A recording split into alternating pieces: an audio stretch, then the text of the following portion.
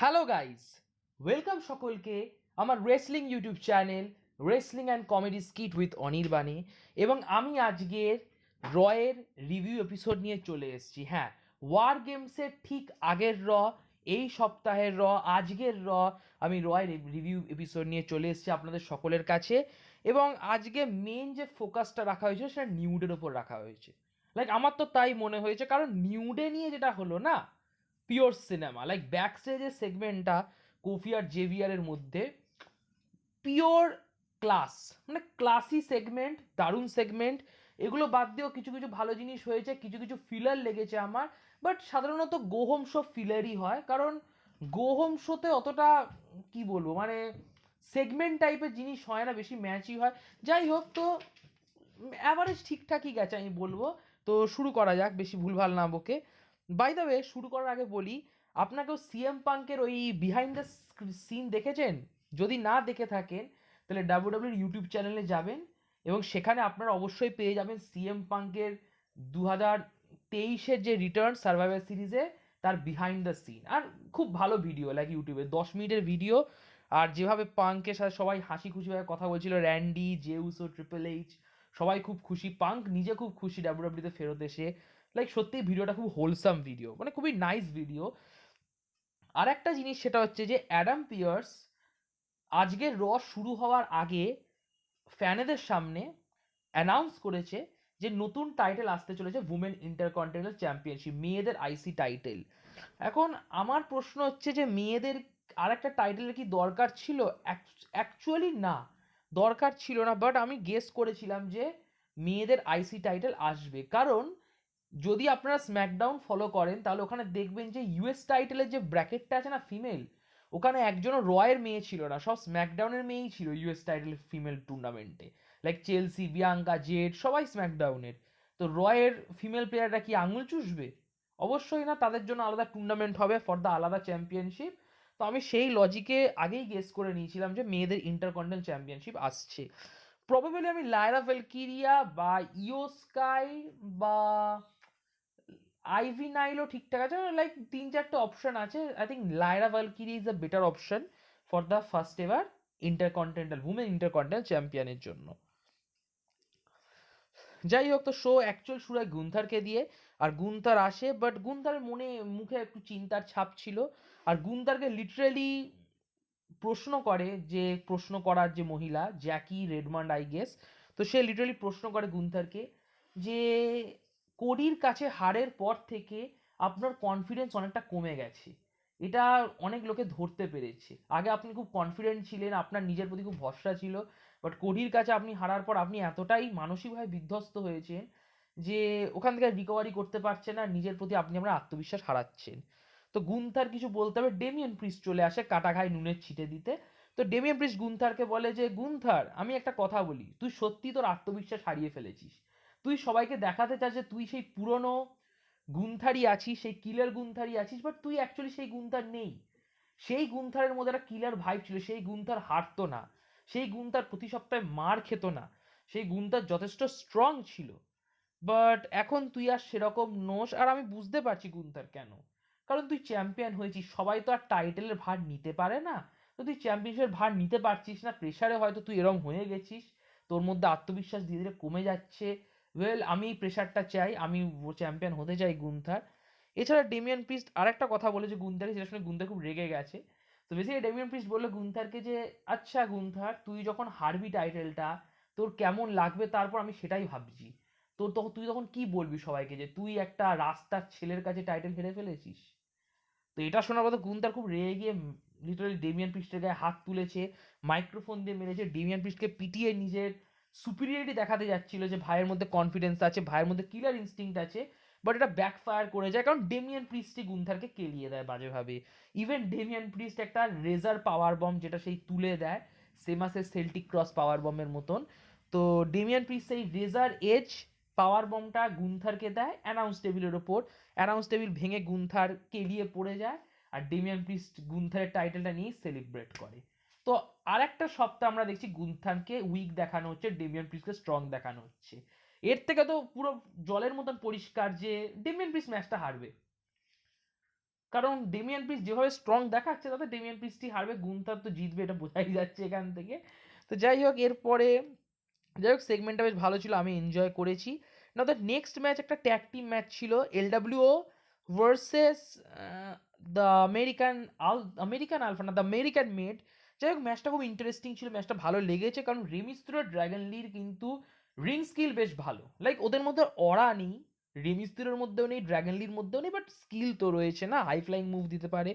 আর Creed brothers খুবই অসাধারণ একটা ট্যাগ টিম, লাইক ওরা সবার সাথে ঠিক খেলে দেয়, মানে ইভেন যদি ওয়ার্ল্ড রেডার্সের সাথে ম্যাচ হয়, মানে যে কোনো টিম লাইক স্ট্রং টিম হোক বা অ্যাথলেটিক টিম হোক, সবার সাথে ঠিকঠাক মানে কোপ আপ করতে পারে, কেমিস্ট্রি রাখতে পারে ক্রিড ব্রাদার্স। তো ম্যাচটা আমার ভালোই লেগেছে, তবে ম্যাচটার শেষের দিকে আমার হেভি লেগেছে। সো কি হয়, চ্যাট গেবেল ভাই রেফারিকে ডিস্ট্র্যাক্টের সুবিধা নেয়, রেফারি ডিস্ট্র্যাক্ট হয়ে যায় কারণ রেফারি কানা। তো চ্যাট গেবেল কি করে, তখন রেমিস্ত্রিওর ওই মাস্কটাকে টেনে দেয়, রেমিস্ত্রিও অন্ধ হয়ে যায়, কারণ মাস্ক নিচে নেমে গেলে কি করে দেখবো, তো চোখই আটকে গেল মাস্কের মধ্যে। এবং সেই সুযোগে ক্রিড ব্রাদার্সের একজন রেমিস্ত্রিওকে পিন দিয়ে দেয়, আর ক্রিড ব্রাদার্স ম্যাচটা জেতে, ফাইনালি এরা একটা ম্যাচ জিতলো। লাইক আমি তো ভেবে ফেলেছিলাম এটা হচ্ছে জবার চ্যাট গেবেল আর তার টিম, যাই হোক ফাইনালি একটা ম্যাচ জিতলো, এবং ম্যাচ জেতার পর খুবই খুশি সবাই। যাই হোক আবার রেমিস্ত্রিওকে পিন দিয়েছে, তো অনেক বড় ব্যাপার। দেন আমরা ব্যাকস্টেজ সেগমেন্ট দেখি, বেসিক্যালি বিয়াঙ্কা বলছে যে জেটকে কে অ্যাটাক করেছে সেটা দেখতে হবে, বাট আমাদের ফিফথ মেম্বার নিয়েও ভাবা উচিত। তো নিয়মি বেলির নাম নেয়, আর ইয়োস্কাই কাইসেনের নাম নেয়। এবার বিয়াঙ্কা বেলেয়ার কিন্তু অনেকটা কেভিন ওভেন্সের মতন ক্যারেক্টার দেখাচ্ছে। বিয়াঙ্কা বেলেয়ার বললো যে আমি ড্যামেজ কন্ট্রোলে কাউকে পছন্দ করি না, ইও তোকে কাইন্ডা আমি মেনে নিচ্ছি, বাট আমি ড্যামেজ কন্ট্রোলে কাউকে চাই না, যেটা অ্যাকচুয়ালি সিগনিফাই করছে 1.5 বছর না 2 বছর আগে সেই ড্যামেজ কন্ট্রোলের বিয়াঙ্কার রাইভেলরি। তো অবভিয়াসলি বিয়াঙ্কা লাইক করবে না ড্যামেজ কন্ট্রোলকে, আর বেলিও ড্যামেজ কন্ট্রোলের মেম্বার, কাইরিসেনও ড্যামেজ কন্ট্রোলের মেম্বার ছিল।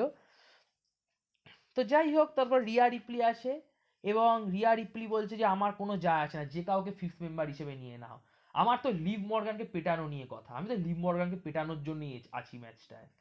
তো বিয়াঙ্কা তো রিয়াকেও কথা শুনিয়ে দেয়, ও কি ভয়ঙ্কর লিডার আমাদের, শুধু নিজের কথা ভাবছে স্বার্থপর কোথাকারে, বলে বিয়াঙ্কা চলে যায়।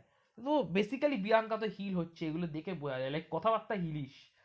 যাই হোক ব্যাক স্টেজে আমরা আরেকটা সেগমেন্ট দেখি যেখানে আর্টরুথ আসে ফিন বেলারের কাছে, আর ফিন বেলার বলে এখানে কি করছিস তুই, আর্টরুথ বলে আমি বুচ নামে একজনের কাছ থেকে বাঁচার চেষ্টা করছি, সেই জন্য আমি লোকানোর জায়গা খুঁজছি। তো বেলার বলছে তুই এখান থেকে পালা, নইলে আমার থেকে বাঁচার জন্য তোকে লোকানোর জায়গা খুঁজতে হবে। তো আর্টরুথ বলে আমরা ভাবছিলাম যে আমরা ফ্যামিলি, তোকে আর ফ্যামিলির নিমন্ত্রণে ডাকবো না, যা, বলে চলে গেল আর্টরুথ। যাই হোক তো তারপর বেলার বলে যে অনেক হাসি ঠাট্টা হলো, লিভ মর্গান কিছু একটা কর, তোকে তো ওয়ার গেমস জিততেই হবে, আর আমি আর জেডি আমরা ট্যাগ টিমটা রিটেন করবো ওয়ার রেডার্সের এগেনস্টে, অসুবিধা নেই।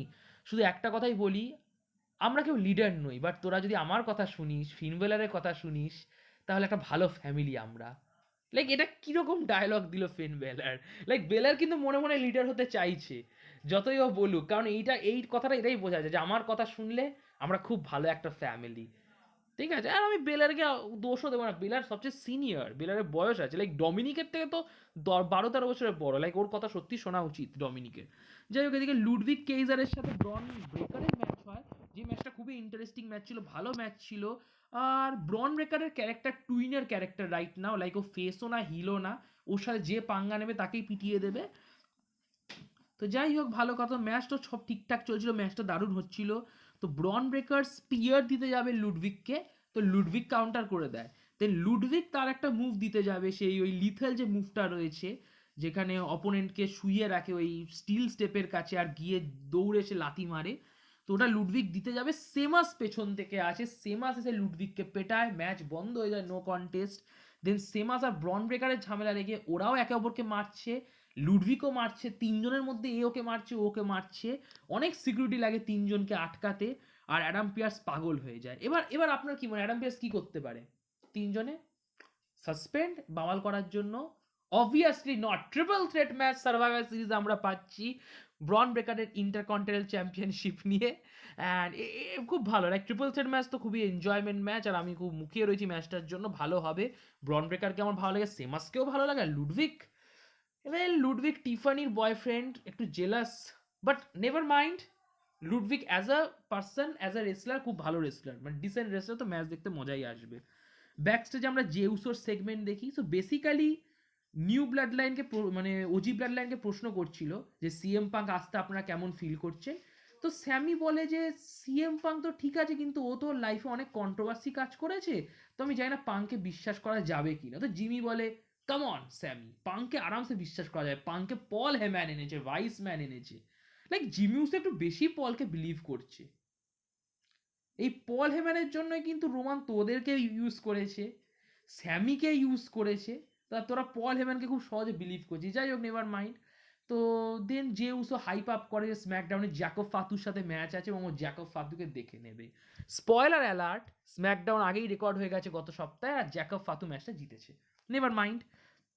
দেন ব্যাকস্টেজে আমরা আরেকটা সেগমেন্ট দেখি। সো কেরিয়ান ক্রসের বউ স্কারলেট, ওই স্কারলেটকে অ্যাটাক করে Nikki Cross. So white six versus final testament rivalry তো স্ট্রং হচ্ছে প্রতি সপ্তাহে। দুঃখের বিষয় সার্ভাইভার সিরিজে ম্যাচটা হলে ভালো হতো, বাট হবে না। দেন ট্যাগ টিম টাইটেল ম্যাচ হয় বেলারের জেডি আর ওদিকে ভাইকিং রেডার্স। ম্যাচটা আমার খুব একটা ভালো লাগেনি, আমি খুব একটা ভাইকিং রেডার্সের ফ্যানও নই। যাই হোক, তো ম্যাচের শেষের দিকে ডমিনিক আর কার্লিতো আসে, ওরা হেল্প করে এবং ওদের ওই হেল্পের সুবাদেই ফিন বেলার আর জেডি জিতে যায় ম্যাচটা। যে জেডি পিন দেয়, রোল আপ পিন দিয়ে দেয়, আর ওরা টাইটেল রিটেন করে। সো ফাইনালি সবাই ফিন বেলারের কথা শুনছে, তো একটা ভালো ফ্যামিলি অবশ্যই বলা যায়। দেন ব্যাকস্টেজে আমরা দেখি নিউডে নিজেদের মধ্যে গল্প করছে, কারণ 10 বছরের অ্যানিভার্সারি পরের সপ্তাহে হবে রতে। তো জেভিয়ার খুব খুশি, কফিও খুব খুশি, 10 বছর হয়ে গেল নিউডের। আর আমিও খুব খুশি। লাইক আমি যখন শুরু করেছিলাম দেখা 2015-তে, তখন নিউডে অলরেডি চ্যাম্পিয়ন ছিল। লাইক ওই টাইমে সবচেয়ে লম্বা চ্যাম্পিয়ন, 400 কত দিন। তো 10 বছর হয়ে গেল নিউডে। যাই হোক, তখন আইসক্রিম নিয়ে আসতো, বুটিওস নিয়ে আসতো, তখন নিউডে অনেক বেটার ছিল। যাই হোক, তো নিউডের সাথে অ্যালফা একাডেমির ম্যাচ হয়। কোফি কিংস্টন শুরু করতে চায়, বাট জেভিয়ার বলে না আমি করবো। তো জেভিয়ার ম্যাচের মাঝখানেই ট্যাগ নিয়ে নেয় কোফিকে না বলে। তো কোফি তাকিয়ে থাকে এবং এই চক্করে দুজনের মধ্যে একটু কথা কাটাকাটি হয় এবং জেভিয়ার উডসকে পিন দিয়ে দেয় তোজাওয়া। লিটারালি তোজাওয়া এখন ম্যাচ জিতছে। তোজাওয়া জেভিয়ার উডসকে পিন দিয়ে দেয়, 1 2 3 করে দেয়। জেভিয়ার উডস খুব রেগে যায়। লাইক তোজাওয়ার কাছে হারা এর থেকে লজ্জাকর কি হতে পারে।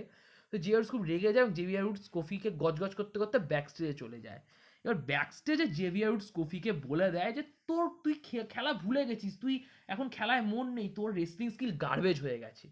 তো কফি বলে দেয় আমার রেসলিং গার্বেজ? তুই কেমন ভালো রেসলার, তুই নিজেও কত ভালো রেসলিং করিস রে, তুই খালি আমাকে দোষ দিস। তো কফি আর জেভিয়ার যারা শুনিয়েছে না সেরা বেসিক্যালি।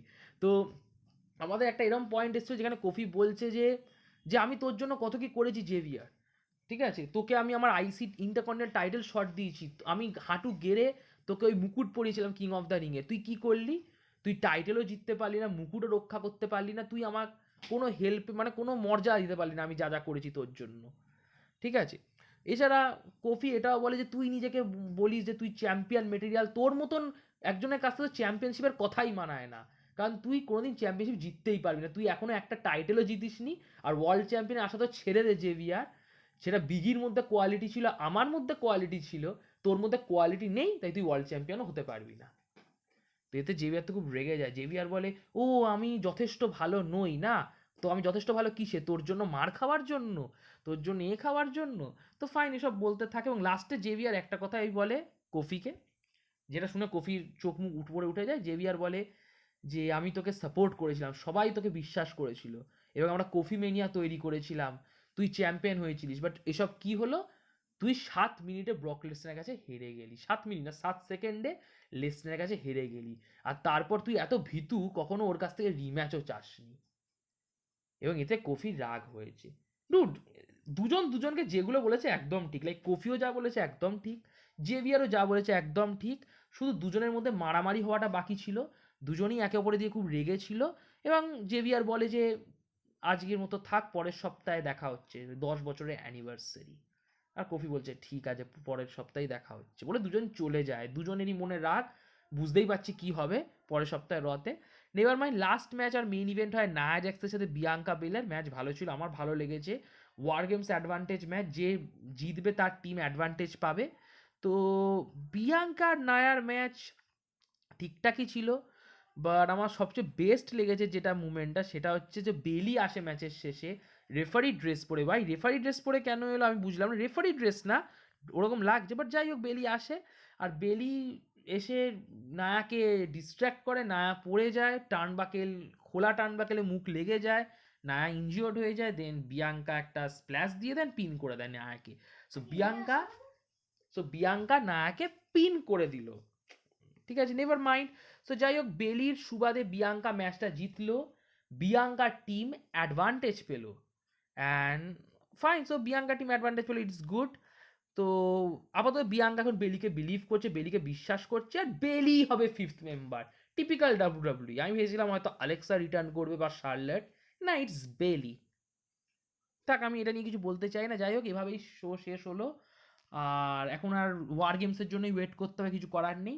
তো যাই হোক, যদি আপনাদের ভিডিওটি ভালো লাগে, ভিডিওটি লাইক করে দেবেন, ভিডিওটি নিজের রেসলিং বন্ধু বান্ধবদের মধ্যে শেয়ার করবেন, আর অবশ্যই আমার ইউটিউব চ্যানেলটি সাবস্ক্রাইব করবেন। প্লিজ আমার ইউটিউব চ্যানেলটি সাবস্ক্রাইব করুন, আপনাদের সাপোর্টের খুব দরকার।